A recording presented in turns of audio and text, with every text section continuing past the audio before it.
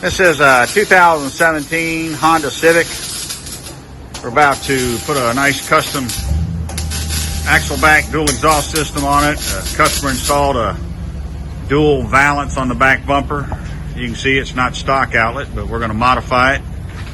Put some nice tips on it, take the factory muffler off, put a nice single chamber V-tube muffler on there, give it some sound. We'll let you see it when we're done here.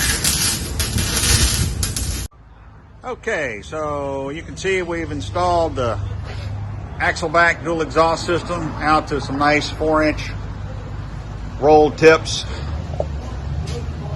and installed a single chamber V2 muffler where the original resonator was, but left it all factory up front with factory cat.